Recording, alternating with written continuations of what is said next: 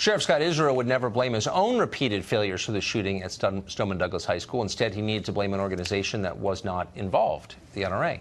During CNN's 1984-esque town hall meeting last week, Israel played the demagogue against NRA spokeswoman Dana Loesch. Watch.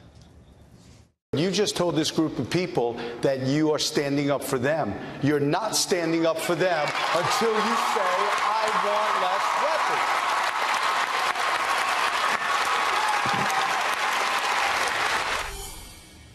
Dana Loesch joins us tonight. Dana, when I was watching that, my first thought was he doesn't sound much like a sheriff. He sounds like someone running for office, a Tammany politician, a red-faced blowhard, a demagogue.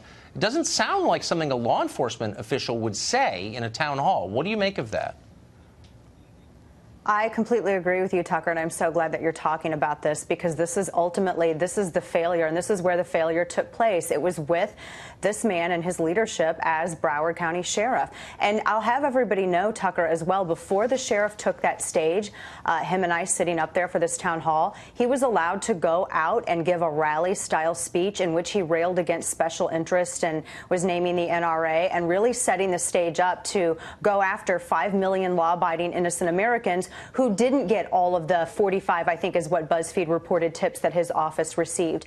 They didn't have the murderer calling his office himself, telling him that he thought he was a threat and that police needed to do something. Family members weren't calling the NRA reporting this. They were calling his office. And so he has a lot of explaining to do. And one more quick thing, Tucker. I asked the sheriff on stage whether or not he could have actually arrested this murderer based on a Florida state statute that treated anyone sending electronic or written threats of bodily injury, harm, or death to other individuals, as this murderer did with his classmates, whether he could have arrested that individual charged with a felony. And the sheriff did indicate that he could, but then he glossed right by it and wanted to refocus and shift responsibility away from his dereliction of duty. I think he owes a lot of innocent Americans an apology. Well, but it's also really troubling because, I mean, this guy's not a congressman from Camden. He has the power to put people in jail, to take their lives away from them. He's a law enforcement official. And this behavior seems reckless and dishonest and weird, comparing yourself to, to MLK and Gandhi. I mean, does it seem like there's something wrong with him?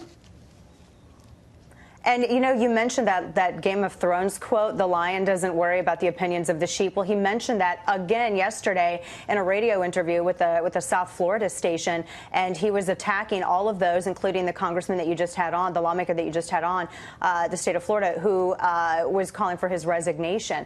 And, you know, I agree with you. I wish that this would have come out on the stage. I wish that this truth would have been known at that particular time. It seemed as that he was more interested in turning this into a campaign stop. And I will say that this really explains why the Coral Springs police chief came out against the Broward County sheriff the way that they did. They said in a statement that the truth is going to come out because Coral Springs police reacted. They were the first ones in, and they seem to be really calling the Broward sheriff out on what I can only assume to be showboating was what they were suggesting in their letter. And there had to be a lot of drama behind the scenes for other law enforcement officers who really, I mean, these are the guys who, I mean, they sacrificed. They ran in. They heard the sound of gunfire and screaming, Tucker, and they ran in and they did what they could to save innocence. That's why we love our law enforcement, because of what they do for us. And now it's no wonder that they came out against this Broward County sheriff. It's also transparent, though. I mean, I'm not blaming the shooting on the sheriff. He didn't commit the shooting,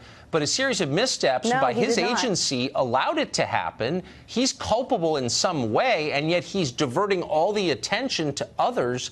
It's the most basic and recognizable kind of butt covering. Why does the press not point that out? I wish they would. I mean, what we're talking about is systemic failure here. And Tucker, I mean, here you had the 45 reports into this sheriff's office. You also had 2 FBI reports. But even bigger than that, we've had decades of the political class ignoring the mental health crisis here in the United States, and politicians who have refused to report dangerous people who are been adjudicated unfit, dangerous to themselves or others, to the NICS system. And so this is why we at the NRA have been pushing for targeted action and offering solutions on this. And we're going to continue to do so. Yeah. So if you run a city with tens of thousands of mentally ill people living on the sidewalk and you're lecturing us about guns, you know, maybe time to wake up a little bit. Thank you, Dana. I appreciate it.